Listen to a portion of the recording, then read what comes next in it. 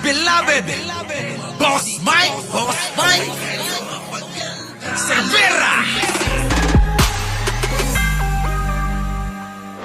Sila sa takot na nag-anunsyo kasi katotohanan, walang kahit sino na lalapit. Kita nyo mga kababayan ko? Nanginginig daw ang takot si Pangulo. Nakita nyo ba nanginig yun? Roque, pinagtatawanan lang kayo, kasama ka na. Pinagtatawanan nga lang si Sara ng dalawa eh. Pinagtatawanan ng dalawa, si Pangulong Bongbong at saka Leni Robredo. Pinagtatawanan si Sara Duterte. Oh. Sa boto na makukuha ni Inday Sara kung election ay ngayon. Umaasa pa talaga. Umaasa pa si Roque. Roque, hindi ka na makakauwi. Diyan ka na. Kung ako sa'yo, samahan mo si Digong dyan sa Europa. Parehas kayo dyan. Oo, malilibing na. Oo, wag ka nang umasa, maniwala ka. Lahat ng gawaing masama, may kaakibat na parusa. Yan ang parusa nyo ni Duterte. Huwag kang mag-alala kasi si Sara malapit-lapit na eh. Si Sara ho mga kababayan, nanganganib ho na madamay eh. Mamaya ho, mamaya. Yan, ito ho yung mga naratibo nila. Yung pong nararamdaman nila ipapasa sa iba. Kailan ho ba tayo nanginig? Kailan ho ba naapektuhan si Pangulo? Si Pangulo tatawa-tawa lang kasama si Leni Robredo. Paano yun? Kayo, kaya nga ginagawa nyo na napakaaga. Kayo yung gumawa ng aksyon para kayo, hadlangan. Yung inyong magiging kabiguan, akala nyo yun yung solusyon. Yung maagang pagdideklara ni Sara Duterte na pagtakbo. Ang tanong ko sa'yo, sino sumama sa kanya? Wala nga ho mga kababayan eh. Walang bagong muka eh. May nagpahiwatig ba ng pagsuporta sa kanya? Sige nga ha, wala. Kung hindi sila pa rin. Sila Vic Rodriguez. Hindi ako nagnakaw.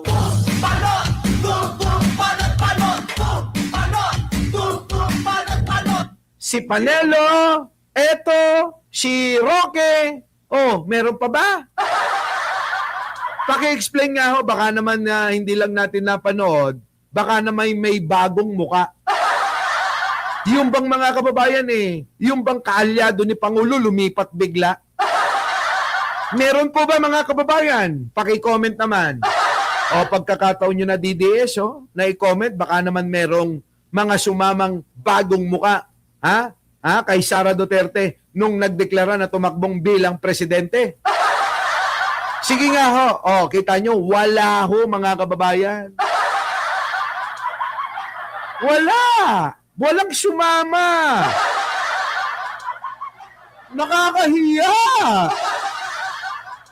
Ibig sabihin mga kababayan, kung nagdeklara ka na, abay maririnig mo na agad, yung pong mga bagong mukha dyan na, ako po ay sumusuporta kay Sara Duterte sa kanyang pagtakbo, hindi ho tulad ho nung panahon ni Pangulong Bongbong Marcos, nung tumakbo, talagang meron mga kababayan. Meron daw gago muka. Sabi ko sa inyo, yung mga kalyado na ho na nandoon na sa kakamping, nandoon na kay Manny Pacquiao, nandoon na kay Isko Moreno, na kay Ping Lacson, mga kababayan, nagsipaglipatan kay Pangulo nung nagdeklara Yun yung tinutukoy ko na bagong muka. Ang daming bagong muka. Hindi lang ho yung mga muka namin yung makikita nyo sa tabi ni Pangulo. Diba? Yan, mga kababayan ko, ang sinasabi ko sa inyo. Kalokohan ho ito Itong sinasabi ni Digong na to. Wala ho yan. Huwag niyong paniwalaan niya si Roque. Paniniwalaan nyo ba yung isang pugante? Walang kredibilidad ho yung mga ganyan tinatakasan, yung responsibilidad sa batas. Di ba? Ano ang kredibilidad ng isang tao na tumatakas sa batas? Wala ho. Eto na. Nanganganib pa. Dahil nga dyan mga kababayan, pasok! Crossback Leni Robredo, kaya rin daw tibagin ni Senador Raffy Tulfo ang Patay! Eto na ngayon mga kababayan ko, dumadami na ho yung mga malalakas na magiging kalaban ni Sara Duterte. Ito yung sinasabi ko na may mga bagong muka na mga nagsasabi, imbis nga ho doon sa nagdeklara, sumuporta, doon po sa iba. Ayan, pakinggan ho ninyo mga kababayan ko ulit. Pasok! Bukod sa Marcos-backed Leni Robredo, kaya rin daw tibagin ni Senador Raffy Tulfo ang presidential bid ni VP Sara. Ayon naman yan sa former law dean ng FEU na si Mel Santamaria. Ang detalye sa agenda report ni Dexter Ganiben ng Abante. Wala nang iba pang makatitibag sa mala Wall of Jericho na presidential bid ni VP Sara kundi si Senador Raffy Tulfo. Sabi yan ni Dean Mel Santamaria. Kung ngayon ang presidential elections, sure win daw si Senator Raffy. Sa tingin ko, kung sila lang dalawa at titignan mo yung fatigue factor, wala na yung unit team, baka landslide to. Paliwanag ni Atty. Santamaria, si Raffy Tulfo ang silent factor sa 2028 elections. Sa panayam naman ng The Spokes ng Billionaire News Channel, sinabi ng journalist na si Earl Pareño na siyang sumulat sa biography ni Digong, may lamat na sa Duterte base. Hindi na raw kasing solid ang suporta kay VP Sara ng mga nakatatanda kumpara sa suportang pinakita noon kay Digong. Kaya naging maaga ang pag-anunsyo. Narinig nyo mga kababayan ko, wala nang suporta si Sara na mga matatanda. Wala nga sumama eh. Ayan maliwanag ano sabi mga kababayan ko. Hindi na raw kasing solid ang suporta kay VP Sara ng mga Aray ko po! Hindi na raw solid ang suporta kay Sara Duterte. Hindi katulad daw sa tatay na mambubudol. nakatatanda kumpara sa suportang pinakita noon kay Digong. Kaya naging maaga ang pag-anunsyo niya ng kandidatura para ayusin ito. Kailangan niya i-solidify ang Duterte base. Wala na ho eh. Oo, Prof, wala na.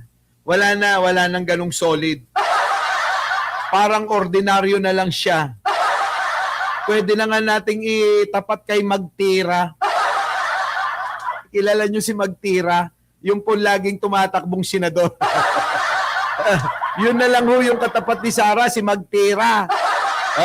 Tuloy. May cracks ang Duterte base eh. Hindi May cracks ang Duterte base, mga kababayan ko. Ayan mga kababayan, baka sabihin nyo ako lang nagsasabi niyan. Matagal ko nang sinasabi yan, magulo yung kampo nila.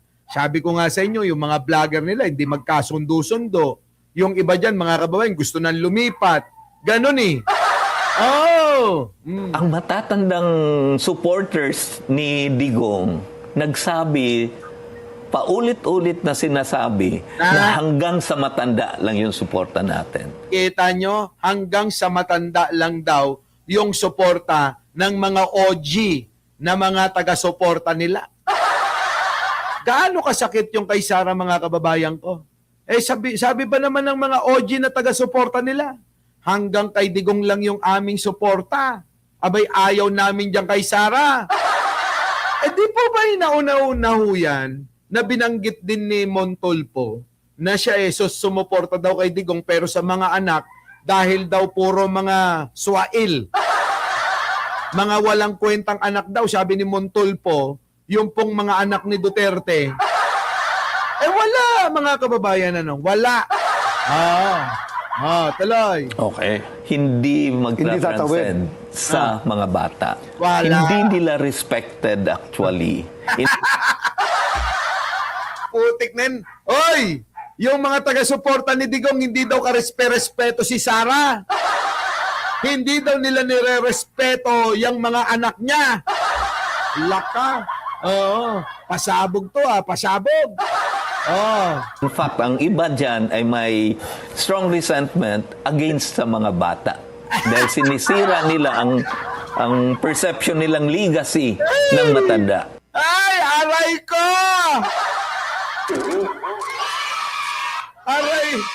Aray ko, mga kababayan. Aray ko, sinisira daw yung legacy ng tatay nila. Ay, nako, Sara. Oo, wag ka nang umasa. Ay, nako. Ang nakatatandaan niyang sinasabi niya ay mga retiradong general, mga opisyal ng gobyerno, mapalokalo nasyonal o barangay man sa Mindanao. Kita nyo mga kababayan ko, yung mga retiradong general, yung mga opisyal, yung mga nasa mga barangay, na mga opisyales ng mga probinsya, aba mga kababayan, hindi sumusuporta kay Sara. Kilala nila si Sara na wala talagang kwenta. Kung gayon, kung sa Mindanao, hindi pala nire-respeto itong si Sara, bakit kayo? Bakit kayo? Sa bagay, mga kababayan, yung mga vlogger lang naman nila ang maiingay. Di ba? Yung mga vlogger lang ho nila maingay Hindi naman po talaga yung mga solido na taga-suporta ni Duterteng matanda Di po ba? Wala, mga kababayan. So, eto matindi. Oo. Malamang kakapit na lang si Sara sa China. Ganun na lang yan, mga kababayan. Ang kakapitan ni Sara, China. Aasa na lang sa pondo na ibibigay para ipambili ng boto niya. Nako. Para kay Santa Maria, magandang opsyon si Senador Raffy dahil sa maladigong nitong asta, sa kanyang tapang at malasakit lalo na sa mga ordinaryong Pinoy. Ngayon, mga kababayan ko, ito lang. Sino pipiliin ninyo? Kung Lenny o si Raffy? Mga kababayan ko, alam nyo naman si Raffy. Kamakailan lang meron tong issue sa isang babae na nagbabayad daw ng halos 250,000. Kita nyo mga kababayan Ay, nako. Immoral din di ba? Pero mga kababayan, normal lang daw sa lalaki basta payag ang asawa. Kung papayag naman yung asawa na mambabae siya, wala namang problema. At kung yung pera naman galing sa kinita talaga na malinis, wala rin yung problema. Doon tayo sa walang kabit tulad.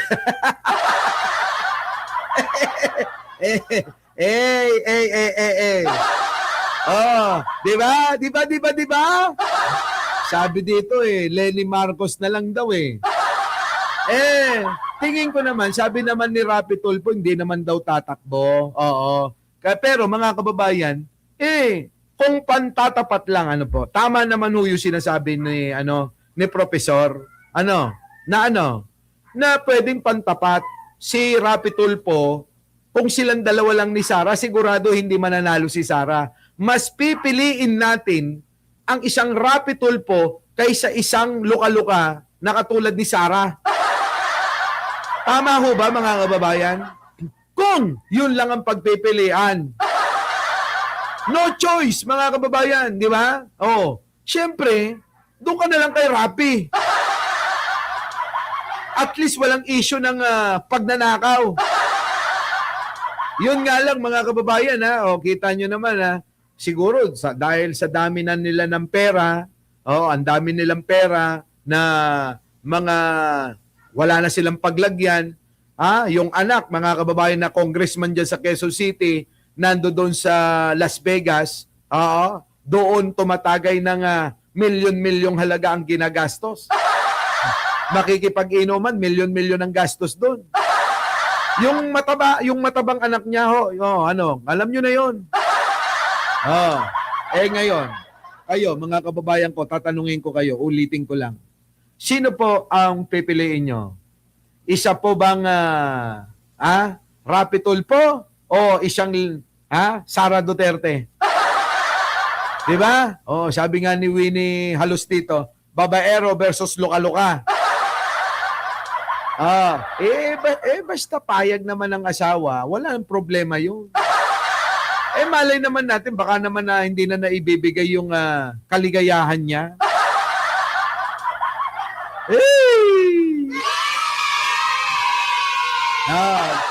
Di ba? So paano mga kababayan ko? Pagkatapos ng live ko, magtatrabaho uli ako. Muli mga kababayan, inabot na tayo ng oras. Bitin, Meron pa sana akong tatalakayin, kaya lang bukas na lang para mayroon pong pahinga yung lalamunan ko. Muli mga kababayan, maraming salamat sa inyong pagsama. Ako po ang inyong lingkod, Mike Cervera po, laging nagsasabing, malin po natin ang ating kapwa. Ipagdasal po natin lagi ang ating bansa, mga kababayan.